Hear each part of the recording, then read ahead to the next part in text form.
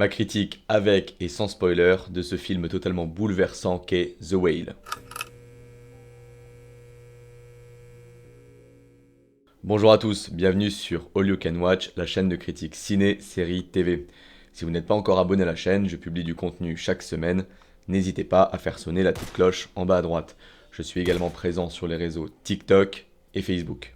Il était impossible pour moi de ne pas aller voir ce film, que ce soit au regard des nominations aux Oscars qu'il a pu recevoir, l'accueil critique très louable, très élogieux qu'il a reçu lors de sa sortie aux États-Unis, ou bien évidemment parce qu'il y a Brendan Fraser dedans, un petit peu le héros de mon enfance, le héros notamment de La Momie. The Whale, la baleine en anglais, a été réalisé par Darren Aronofsky.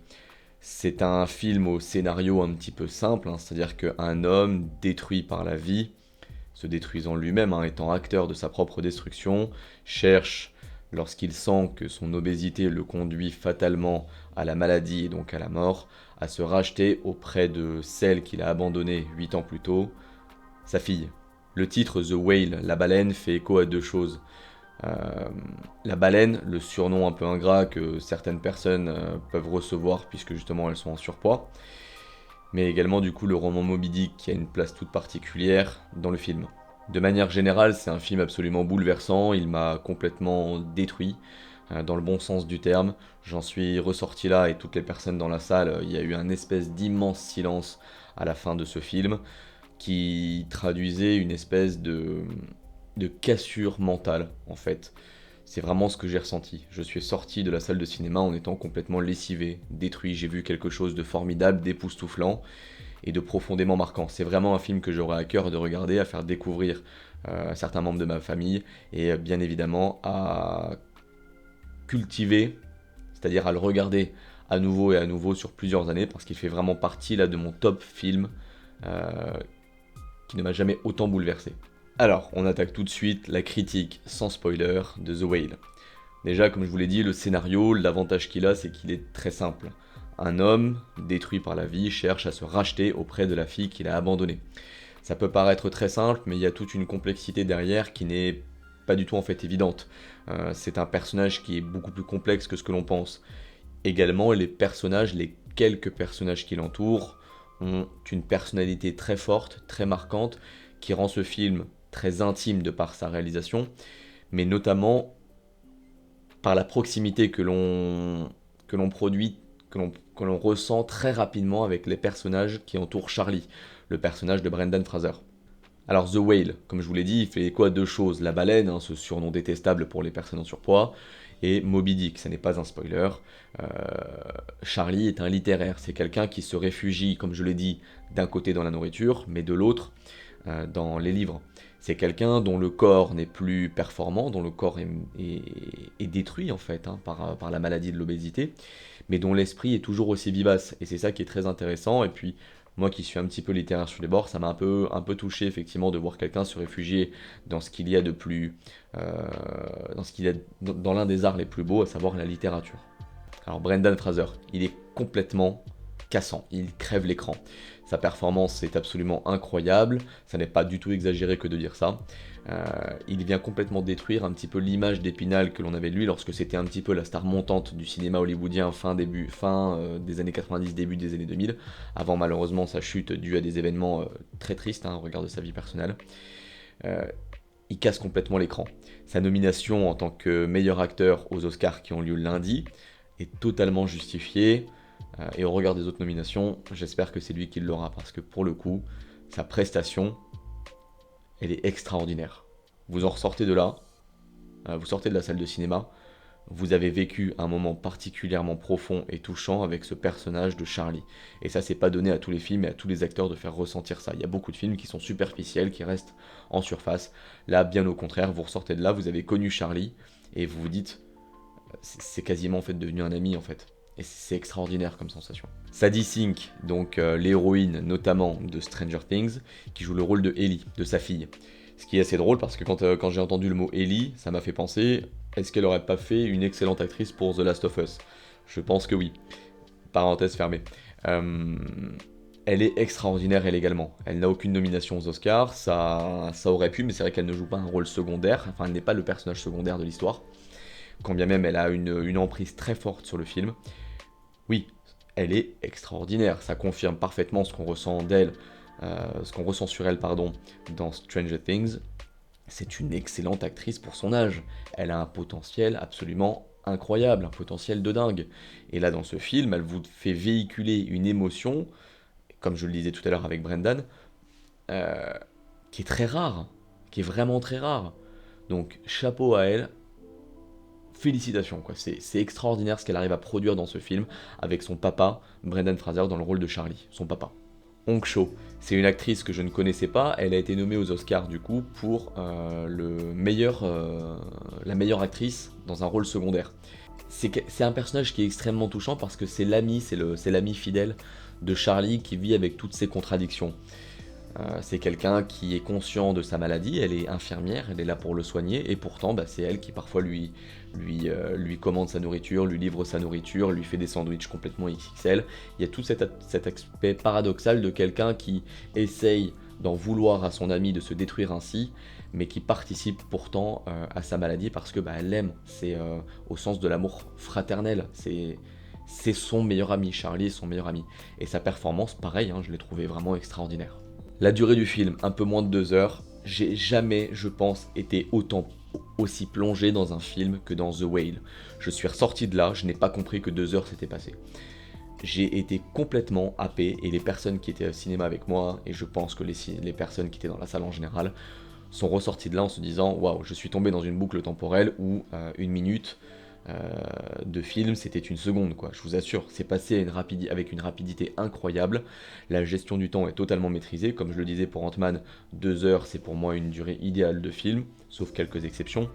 Mais là, les 2 heures, impossible de les voir passer au regard de l'immersion, de l'ambiance, de la manière dont c'est tourné.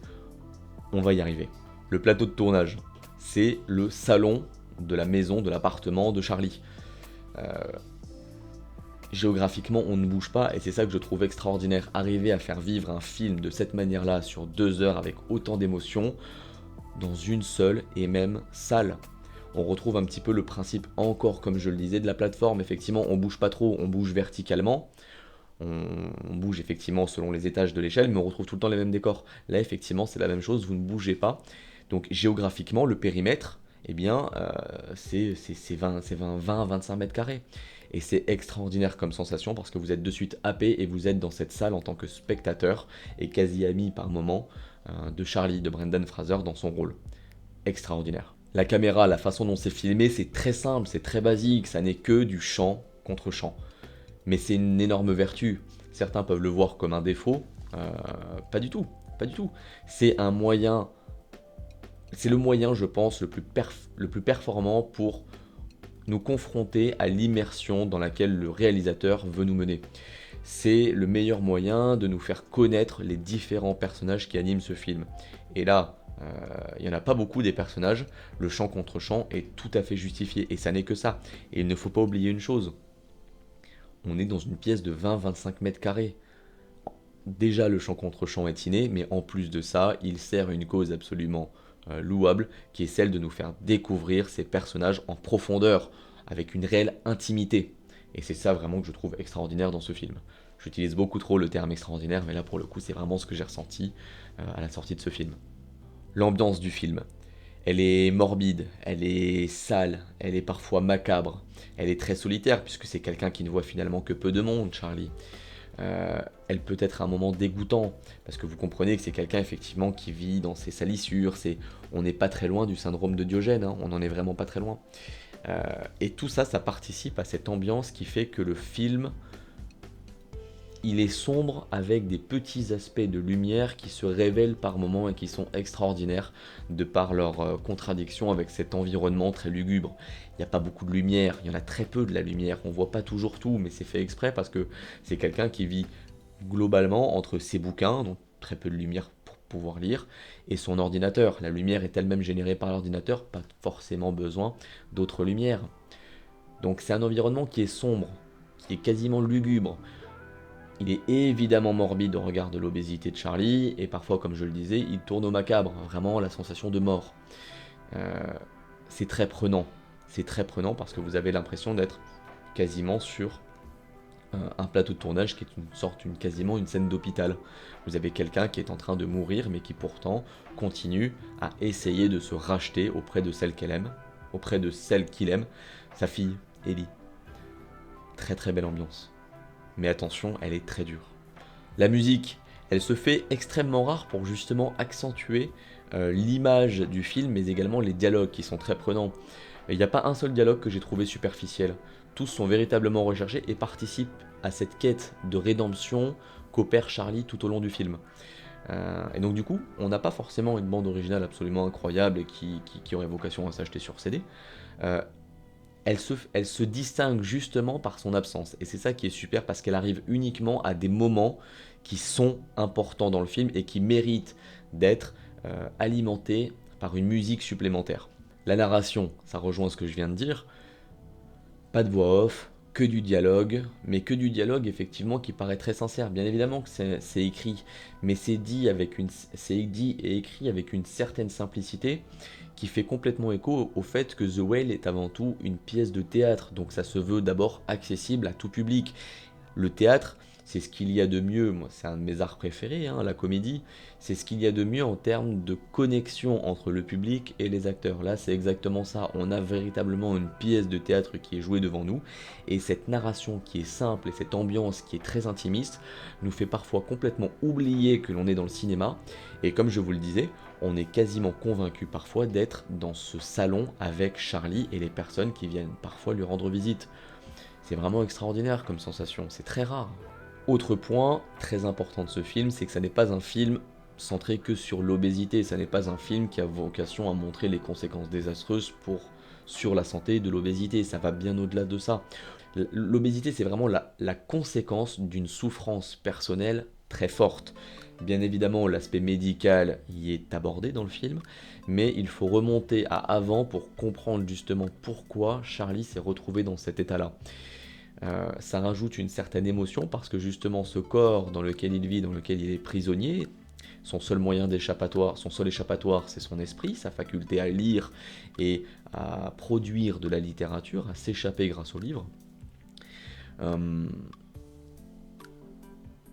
Il faut du coup aller au-delà de la simple cause clinique. C'est une véritable souffrance humaine, personnelle et sentimentale qui l'a conduit à cette déchéance malheureusement physique. Et c'est ça qui est intéressant avec le film. On va au-delà de simplement dire, façon Big Size Me, ou Super Size Me, pardon, l'obésité conduit nécessairement à la maladie. Non, il y a tout le chemin pré-conduite justement à l'obésité. Ce film, sur le fond, ce que j'adore, c'est qu'il a vocation à véhiculer plusieurs messages. Et le premier, c'est celui de l'authenticité. Il participe justement au mouvement littéraire de vérité. C'est-à-dire, arrêtons de vivre dans un monde d'hypocrisie où les gens n'osent pas se dire ce qu'ils pensent. Laissons les gens être sincères et authentiques, quand bien même c'est cruel. C'est très intéressant comme film parce que, effectivement, Charlie, toute la quête de rédemption qu'il a auprès de sa fille, c'est justement accepter, lui, ce qu'il a fait. Il a abandonné sa fille. Donc, d'une certaine part, à travers sa rédemption, c'est accepter ce qu'il a fait et donc être sincère envers lui-même. Il a abandonné et participé notamment à la destruction de la vie de sa fille. Elle a été abandonnée à 8 ans. Comment voulez-vous qu'elle puisse grandir de façon sereine, surtout avec la mère qu'elle a? Même si le personnage n'est pas forcément très abordé dans le film, on le comprend un petit peu qui elle est.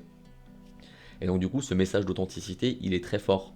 Arrêtons le chichi, arrêtons l'hypocrisie ambiante, montrons-nous tels que nous sommes et acceptons de recevoir les critiques telles qu'elles sont, lorsqu'elles sont sincères et authentiques. Le deuxième message du film, c'est la rédemption. Charlie peut-il prétendre à la quête de rédemption après ce qu'il a fait, c'est-à-dire avoir abandonné sa fille?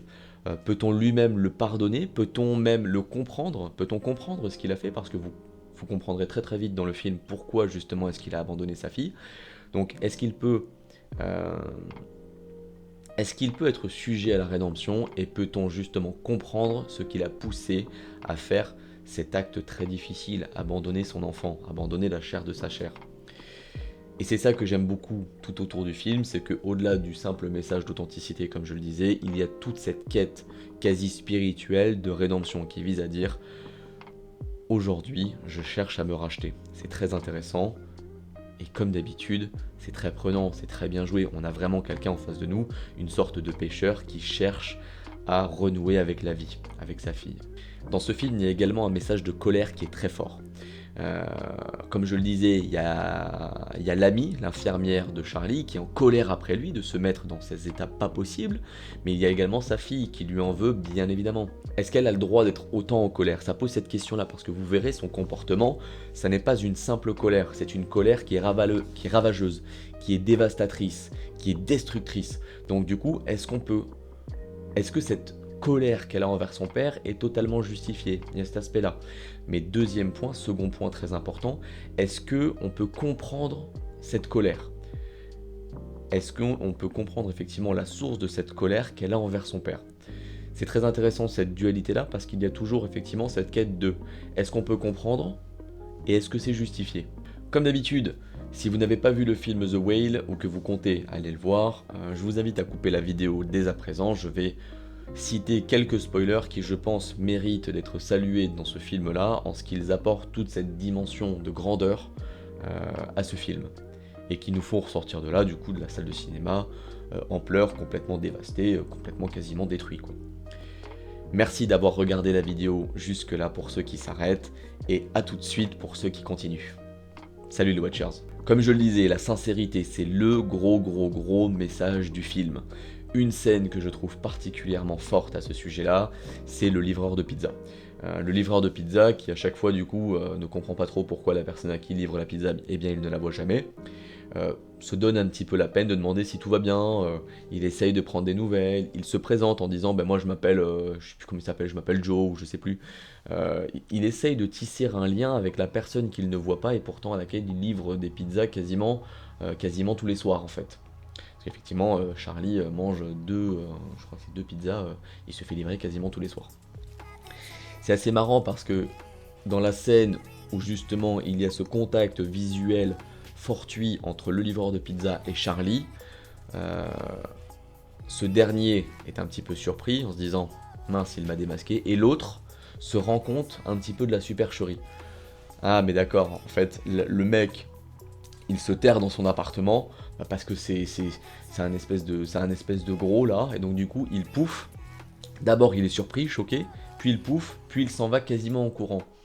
C'est assez marrant cette scène parce que, en plus d'être profondément triste, parce qu'il a juste affaire à quelqu'un totalement en détresse et lui sa seule réaction c'est de paniquer, de rigoler et de s'enfuir.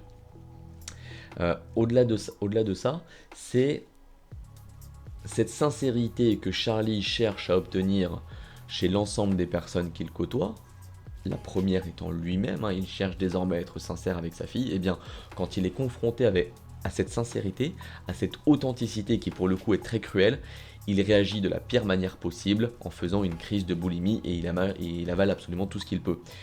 Il en est tellement affecté, il est tellement atteint par cette moquerie de cette personne, alors que lui pourtant vante les mérites de la sincérité, qu'il s'en fait vomir.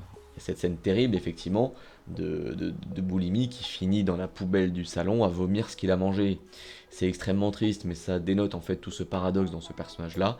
Soyez sincères les uns envers les autres, soyez authentiques, même quand ça fait mal, et pourtant, lui, quand ça lui fait mal, eh bien, il le ressent de la pire des manières possibles, et il aggrave encore plus justement sa maladie. La webcam. Charlie dispensait des cours de littérature, de critique littéraire, d'essais littéraires à des jeunes étudiants en visio. Eux se montraient, mais lui ne se montrait jamais. Donc, comme je le disais tout au long du film, il recherche l'authenticité chez les gens, leur demande d'être authentique et d'être sincère, mais lui ne se l'appliquait pas. Et il y a cette scène très forte où il dit « Je vous ai demandé d'être authentique, et bien maintenant c'est à mon tour ». Et il active la caméra et les gens le voient tel qu'il est.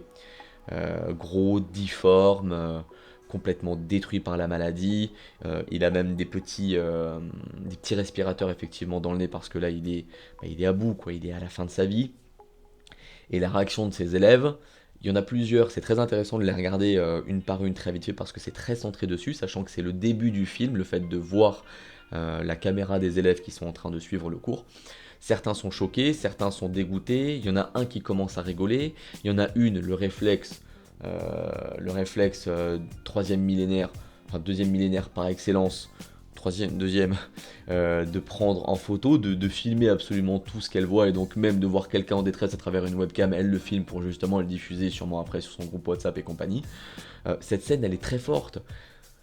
Lui, ce message qu'il ne s'appliquait pas et qu'il pourtant il demandait à ce que les autres l'appliquent, la sincérité et l'authenticité, il se l'applique enfin lui-même et se révèle tel qu'il est au monde, mais vraiment à l'inconnu.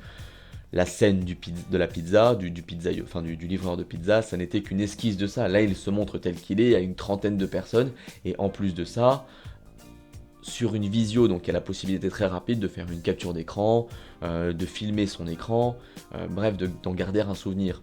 Cet élan de courage, il m'a bouleversé. On est à la quasi fin du film, ça m'a complètement détruit. Là, je peux vous le dire, hein, les mouchoirs, ils étaient vraiment sortis déjà un petit peu avant, mais là, les mouchoirs, ils ont vraiment servi, ouais.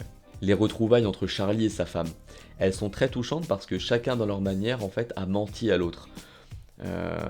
Toujours dans cette quête d'authenticité et de sincérité, lui cherche à savoir pourquoi il n'a jamais eu de nouvelles de sa fille, parce qu'en fait sa femme, son ex-femme lui disait t'inquiète pas, tout va bien, elle s'en sort très bien à l'école, alors qu'en fait elle détruit complètement sa vie, elle est en train d'échouer à l'école, elle fugue à moitié, elle sèche les cours, elle se fait recaler à tous les examens justement qu'elle passe, et lui pareil lui a menti dans le sens où il y a eu un mensonge très fort puisqu'il est parti, il a renié sa famille pour un jeune étudiant qui s'avère être le frère de son amie infirmière.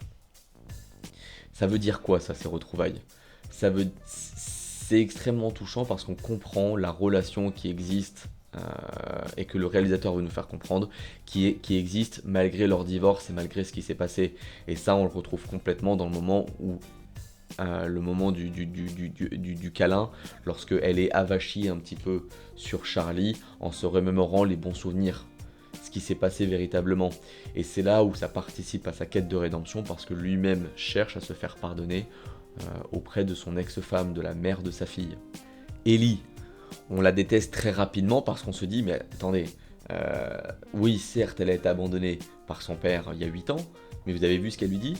Elle lui réclame de l'argent, elle lui fait un chantage pas possible, elle l'insulte de gros lard, elle fait des posts Facebook absolument misérables dans le sens où elle le prend en photo et le poste sur Facebook en disant, en se moquant complètement de son père. Elle a une attitude qui est vraiment, mais vraiment à la ligne, vraiment, qui est vraiment détestable contre son père.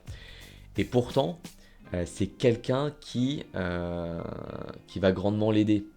C'est lui qui va être à l'origine de sa rédemption, comme elle va être à l'origine de la rédemption du jeune, pas le mormon, mais le membre de New Life, qui va justement pouvoir retrouver sa famille grâce à lui, parce que justement elle a contacté ses parents, sa famille et son église en lui disant c'est juste un con, c'est juste un petit con en fait qui a fait une erreur de petit con, mais c'est tout. C'est pas si grave en fait ce qu'il a fait, ça n'est que de l'argent. C'est très intéressant, Ellie. On la déteste, mais au final, ce personnage est un véritable trésor pour l'histoire de The Whale. C'est elle qui est à l'origine du dénouement, c'est elle qui va créer la rédemption, certes sur ce personnage-là, mais également au profit de son père. Quand elle lui lit son texte alors qu'il est en train de mourir et qu'il se lève justement dans cet élan, dans cet élan de courage, dans ce combat qu'il mène contre la maladie, c'est absolument fantastique.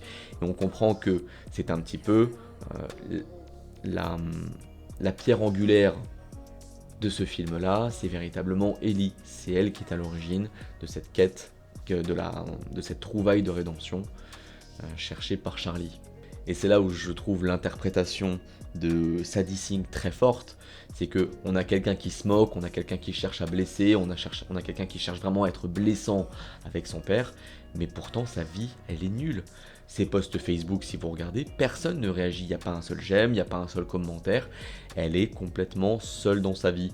Et son seul refuge à cette vie misérable, c'est le fait de fuir sa mère pour retrouver son père et en faire un petit peu son souffre-douleur. Mais heureusement, justement, l'amour paternel fait que à la fin, elle peut le retrouver et complètement nous donner un message d'espoir, voire quasiment d'espérance. Tout n'est pas perdu. Et c'est pas parce que lui, il a commis cet acte-là qu'il ne peut pas prétendre à la rédemption, qu'il ne peut pas obtenir le pardon de ceux qu'il aime, et en particulier sa fille. Enfin, Ellie, la pierre angulaire de The Whale. Charlie, son père, comme je le disais, donc il se sacrifie complètement pour sa fille. À un moment, quand l'infirmière lui dit va à l'hôpital, va vite à l'hôpital parce que sinon tu vas mourir. Il va dire c'est hors de question qu'il me suce plein de dollars. Alors que lui, effectivement, a un compte en banque très fourni, donc il a menti. Hein, il recherche l'authenticité chez les gens, mais il a menti à sa meilleure amie en lui disant qu'il était pauvre, alors que pas du tout, il a 120 000 dollars dans le compte en banque. Mais tout cet argent, c'est pour sa fille. Donc on a un père qui, dans sa quête de rédemption auprès de sa fille, accepte de souffrir, de se sacrifier au sens littéral du terme pour elle. Ça veut dire quoi? La quête de la rédemption, est-ce inéluctable le fait qu'ils doivent mourir pour obtenir le pardon de sa fille? Pour justement offrir autre chose à sa fille que ce destin misérable dans lequel il l'a poussé à travers l'abandon. C'est une question qui se pose. La réponse, malheureusement, elle est pas facile à trouver. On a tendance à dire que oui. Il est quasiment en fait obligé de mourir pour sauver sa fille. Et ça, c'est absolument tragique parce qu'elle-même va totalement en souffrir. Elle va en être bouleversée. On n'a pas la scène post-mort de Charlie, mais ce qui est sûr, c'est que lorsqu'elle cherche à le convaincre d'aller à l'hôpital, c'est parce qu'elle veut qu'il survive. Elle tient finalement à ce père qu'elle détestait pourtant de toute son âme. Et c'est ça qui est très beau dans ce film. La scène de fin. J'ai beaucoup aimé parce que ça n'est pas une mort comme on l'attendait. Là, il se lève, dans un élan de courage, il se lève, motivé par cette image d'Épinal qu'il a de sa fille en train de lire le texte qu'elle avait produit, et c'est là qu'on apprend en fait que le texte sur lequel il travaille depuis le début est en fait le texte de sa fille, c'est absolument magnifique. Cette mort-là, elle est particulière parce que il y a une image en fait un petit peu paradisiaque. Ses pieds s'élèvent, son corps s'élève, ce qui est physiquement impossible puisqu'il ne peut même pas tenir debout. Alors du coup, voler, s'élever vers les cieux, c'est impossible. On comprend que le réalisateur, je n'ai pas vu la pièce de théâtre, mais peut-être est-ce ça, on comprend que le réalisateur veut nous faire croire à l'image du paradis. Dans le film, le parti pris, c'est celui-ci, hein. Il meurt, s'élève vers les cieux, une sorte de voile blanc emplit l'écran et c'est la fin du film. Donc on peut suspecter que Charlie est au paradis après s'être racheté auprès de sa fille. Ça veut dire quoi? C'est assez drôle parce que du coup c'est un personnage, on ne sait pas vraiment s'il est athée, ce qui est sûr c'est qu'il ne veut pas croire au paradis, il est au minimum incroyant. Il n'est pas athée mais il est au moins incroyant. Il ne supporte pas l'idée d'un paradis parce que c'est le moyen pour lui de retrouver son âme, son âme sœur, hein, cette personne pour qui il a quitté toute sa famille, sa femme, son ex-femme et sa fille Ellie, et que cette personne-là qu'il a tant aimé le retrouve dans l'état dans lequel il est. Détruit physiquement, complètement laminé par la maladie et par la tristesse de l'avoir perdu, puisque cette personne malheureusement est morte au cours de leur relation amoureuse. Ce parti pris, il est vraiment assez intéressant parce qu'on a tout le long du film du réalisme. On est plongé dans un salon avec des gens qui discutent et quelqu'un qui souffre, quelqu'un qui est en train de mourir, qui cherche le pardon auprès de sa fille. Et la fin est complètement cassée par cette montée au paradis de Charlie suite à sa mort. Alors la question qu'on peut se poser, c'est du coup, est-ce bien la vérité ce qu'on a vu? S'est-il véritablement élevé aux cieux et donc du coup a-t-il eu accès au paradis? Ou au contraire, est-il mort avant de pouvoir se lever? Est-il mort sur le canapé pendant que sa fille le lisait? Je ne pense pas. Est-il mort en se levant et en marchant vers elle et sous le poids de l'effort que ça lui a demandé? Est-il mort ainsi? Sûrement. Mais c'est quand même très intéressant de voir ce parti pris du réalisateur de dire que, un petit peu comme à la fin du livre de Fight Club, je ne sais pas si certains ont lu le livre Fight Club, mais effectivement à la fin, Tyler Durden se retrouve au paradis et il y a un Fight Club au paradis. Et Dieu est l'organisateur d'un Fight Club général. Là, c'est un petit peu pareil. On vient complètement casser l'image réaliste du film qu'on avait par une montée au paradis d'une personne qui a enfin accès au salut. Et qui d'ailleurs physiquement se détache complètement de son corps puisque s'élève vers les cieux pour mourir sur les paroles de sa fille en train de réciter cette petite critique littéraire qu'elle avait faite quand elle était jeune sur Moby Dick et sur laquelle tout le film finalement s'appuie. L'authenticité qu'elle avait quand elle était petite, c'est exactement ce qu'il recherche quand elle est grande. Soit à l'image de cette petite fille qui parlait vrai, qui parlait franchement. Bref, un film totalement bouleversant, moi qui m'a complètement détruit, qui m'a lessivé, qui m'a laminé, qui m'a donné des claques complètement folles. Vraiment, vous en sortez, vous avez des jambes qui sont sciées, quoi. Et c'est extraordinaire comme sensation parce que c'est ça qu'on recherche véritablement dans le 7e art, être bouleversé par un film, bouleversé au sens littéral du terme. J'ai été cassé. Et les personnes dans la salle, c'est très drôle parce que on était une quinzaine dans la salle, hein, c'était jeudi soir, il n'y avait pas beaucoup de monde, mais les 15 personnes qui sont sorties de la salle, il y avait un énorme silence. Tout le monde est parti, est sorti de la salle en silence. C'était vraiment le silence des agneaux. On avait l'impression de tous avoir été complètement choqués dans notre chair et dans notre âme par ce film. Et c'est ça la grande force de The Whale que je vous recommande à 2 millions de pourcents. N'hésitez pas à aller le voir. Merci à tous ceux qui ont suivi cette critique. N'hésitez pas à me dire en commentaire ce que vous avez pensé de ce film que j'ai retrouvé que j'ai trouvé complètement remarquable. Comme d'habitude, si vous n'êtes pas abonné à la chaîne, n'hésitez pas à le faire et à me retrouver sur Facebook comme sur TikTok où je publie un contenu, notamment sur TikTok, un petit peu plus différent, un petit peu plus condensé. En attendant, moi je vous souhaite un très bon week-end. Salut les Watchers!